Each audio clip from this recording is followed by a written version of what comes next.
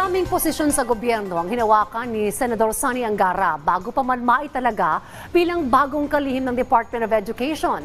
Alamin natin ang mga posisyong hinawakan niya sa sektor ng edukasyon sa ulat ni Daniel Manalastas. Rise and shine, Daniel. Baka imposibleng tanggihan yung pag-inalok.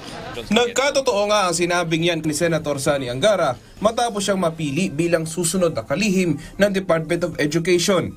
Isang senador, abogado at may malawak na karanasan sa public service ang bentahin ni Angara. Bukod pa sa kaliwat ka ng mga pagkilala na tinanggap niya sa kanyang karera. Nagmula si Angara sa pamilyang nasa politika bilang anak at uniko hiho ni dating Senate President Edgardo Angara. Nagtapos si Angara ng Master of Laws sa Harvard University. Pero bago niya, nagtapos din siya ng Bachelor of Laws sa University of the Philippines. Nagsimulang maupo si Angara sa gobyerno bilang kongresista ng Lone District ng Aurora mula taong 2004 hanggang 2013, kung saan hinawakan niya ang ilang posisyon tulad ng pagiging Deputy Minority Leader, Deputy Majority Leader at pagiging Chairperson ng Committee on Higher and Technical Education. Taong 2013, nagsimulang maging senador si Angara.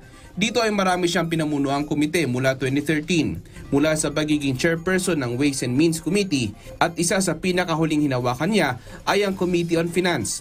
Sa kanyang pagiging mambabatas, maraming batas din ang iniakda o isinulong ni Angara mapakongresista siya o senador na may kaugnayan sa edukasyon. Halimbawa na lang dyan ang Anti-Bullying Act, Teaching Supplies Act at ang Enhanced Basic Education Act of 2013 o ang K-12. May akda rin si Angara ng Free College Law. Si Angara nagpahapyaw na sa mga unang agenda niya. Yung pinaka-urgent concern, I think, is the opening of classes. Itong opening ng classes at the end of the month and onwards. I think the streamlining of the curriculum, the basic education curriculum, naumpisahan na yon. Ayon kay Angara, sa gitna ng maraming problema sa DepEd, positibo pa rin siya kaya tinanggap niya ang posisyon. Malaki yung pag-asa natin na makaka-institute tayo ng mga reforma na para sa ating mga kabataan at para sa sektor na yan, sa teachers.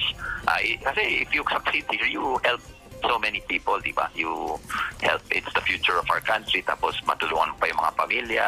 Pag natuto ng maigi ang isang bata, parang it's your way of helping him succeed in life. Sa tanong naman kung hihingi siya ng confidential funds, I think in the last two budgets, hindi na nag-request ng confidential funds si VP Sara. So I think we'll also follow that direction. Ang mga kasamahan niya sa Senado nagpaabot ng pagbati. I believe that he will do a good job and I wish him well.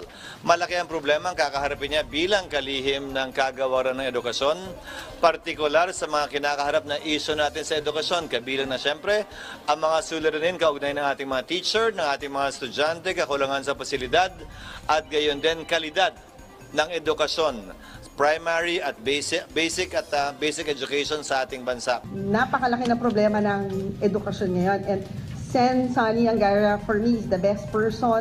Ayon kay Majority Leader Francis Tolentino, sigurado siyang magiging maganda ang pamamalakad ni Angara sa DepEd. Para kay Senator J.V. Ejercito, ang karanasan ni Angara at educational background ay patunay na tama ang pagkakapili sa kanya. Sabi naman ni Senator Joel Villanueva na saksihan niya ang dedikasyon ni Angara para mapalakas ang reforma sa edukasyon sa bansa mula pa lang noong magkasama sila bilang kongresista.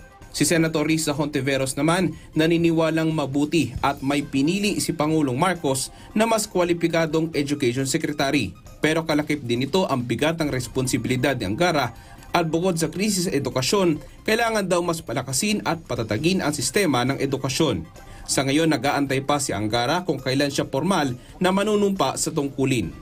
Daniel Manalastas para sa Pambansang TV sa Bagong Pilipinas.